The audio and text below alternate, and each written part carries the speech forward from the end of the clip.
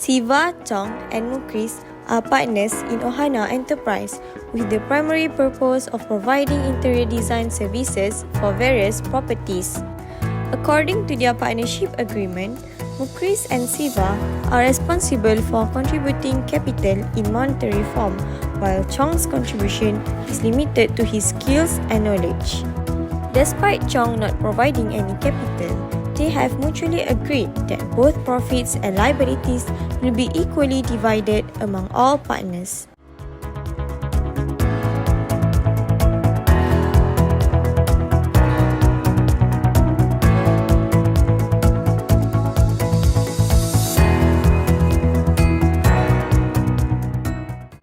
After a few years, their partnership became well known and they began making significant profits.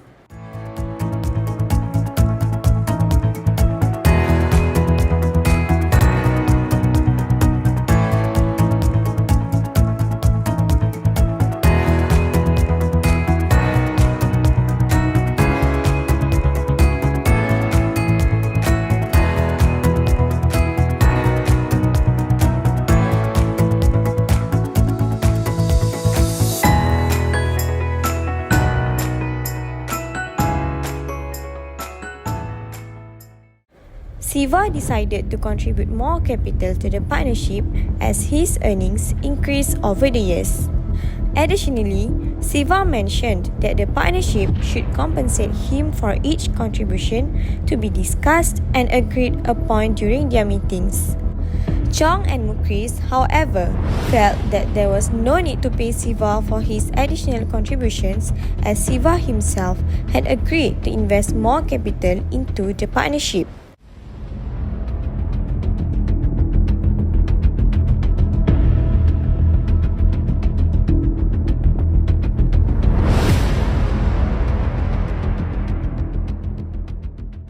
This disagreement began causing financial losses for their business as they struggled to reach a mutual decision on certain contracts.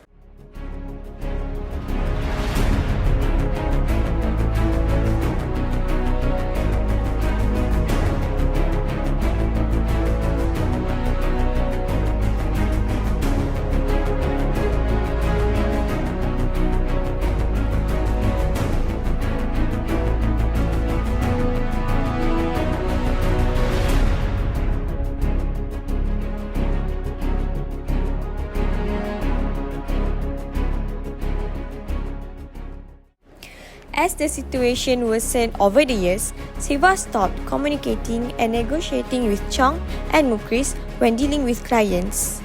This lack of collaboration led to increasing frustration for Chong and Mukris as they were no longer able to achieve a mutual understanding with Siva as their partner.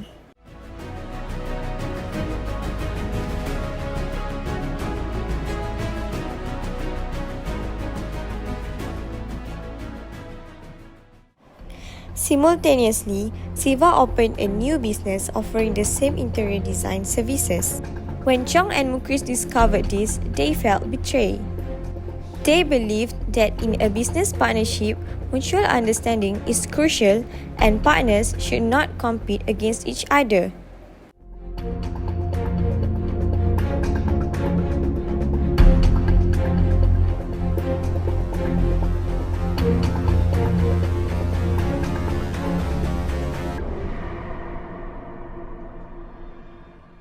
End of flashback.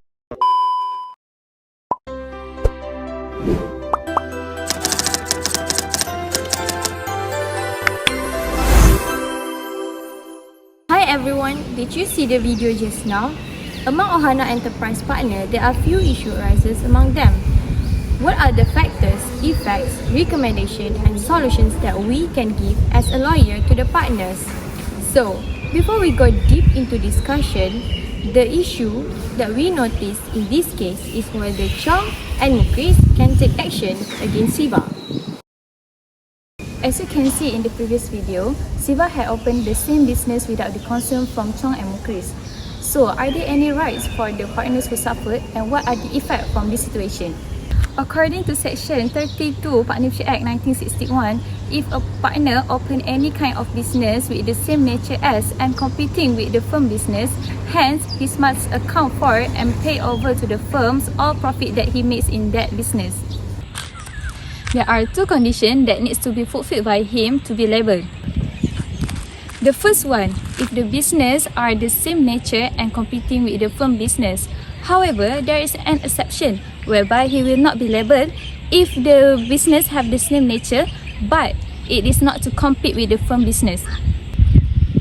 Second, when the business carry on without the express or implied consent from his co-partners. The main purpose of this section is to prevent from having a conflict of duty as a partner with his private own interest. If he does so, it will be viewed as a breach of duty.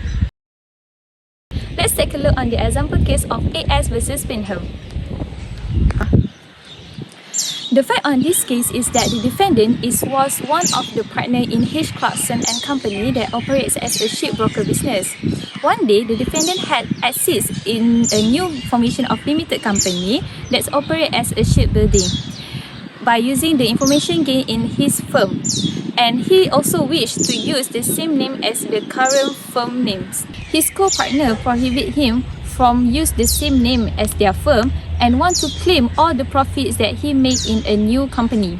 The court held that the defendant was not liable to the account because the nature of both business are not same and they are not competing with each other, though he was not permitted to use the same name as his firm name.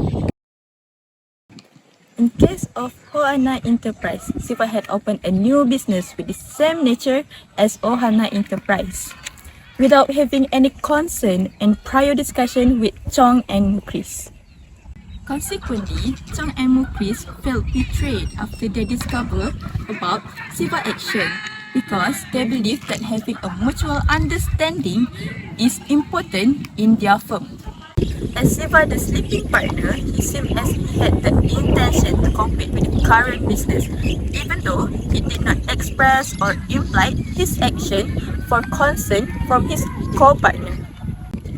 Owing to the fact that he can choose another business nature to spend his money instead of interior designer business. This shows that Siva has fulfilled the two conditions for him to be liable to account for profit from competing business. The action committed by Siva has made him breach his duty. Therefore, Chong and Mukris can take action against Siva to be liable to the profit he made to be returned to the Ohana Enterprise. What are recommendations that we can give you that is under Section 32 of Partnership of Act 1961? If Siva do not want to be liable, he need to change the nature business or maybe stating expressly to Chong and Mukris that he do not want to compete with their current firm. Other than that, he has another possibility to invest his capital to another type of business such as food and beverages business. Alright, based on the video that you have seen just now, Siva not only setting up a new business without informing Chong and Mukris, but he also does not communicate with them. This is unfair to them. So, what are the rights that they can claim regarding this matter? Next, when the partnership faces difficulties, according to Section 37, subsection F of Partnership Act 1961, the court have a wide discretion to dissolve a firm when the partner does not reach consensus. If there is no communication between them, it will lead to difficulties in decision making. If this situation happens, this will cause in a management deadlock, complete breakdown of communication between them. That's why the partners have a right to apply the dissolution of the firm to the court. However, they need to bring some reliable evidence to show to the court there is no communication and confidence between them. As a result, if the court is convinced with the cause in the suit of justifiable and equitable, it will dissolve the firm. And also, the court also have a right to turn down the application if the applicant was at fault. For example, in the case of Rianich Tobacco Company Limited, The company was set up by two tobacco manufacturers which only had one shareholder and one director. In the constitution of the company, it stated that if there is any disagreement and differences happen regarding their business and did not pass the director's resolution, it will carry to the arbitration. Then, one of these agreements happened during their meeting and it had been carried to the arbitration. This has caused the deadlock between the director and the shareholder. So, the relationship between the shareholder and the director becomes strained because they only communicate with each other indirectly through their secretaries. As a result, the court held that running a firm instead of hatred is incompatible. Hence, the firm was dissolved in audit by the court even though they were making a profit. In the case of Ohana Enterprise, after a few years, Siva had stopped communicate and negotiate about the client's business with Chong and Mukris due to the disagreement between them. Siva felt that this matter seems unfair to him. They had no mutual understanding anymore, which leads to the frustration of Chong and Mukris. Hence, they left their business hanging without being organized. Chong and Mukris have the right to apply to the court regarding this situation since they are no longer communicating with each other. As a result, the court may have a discretion to dissolve Ohana Enterprise on just and equitable ground. However, during the application of dissolution to the court, Chong and Mukris have to show to the court that they had no longer possible to have confidence in Siva, whereas it is a right for them to expect from each other.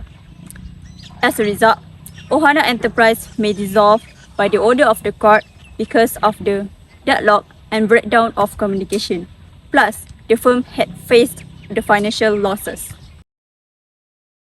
So, the recommendation that we can provide to Chong, Muklis and Siva is, if they still love their business, they should meet each other in order to clear up their misunderstanding and having a proper discussion on how should they solve their problems. Siva can clarify his intention and reason why he offered the extra capital in the first place. This way, the after situation which Siva stopped communicating with his co-partners can be avoided. So, the conclusion in this case, Mukris and Chong can take a legal action against Siva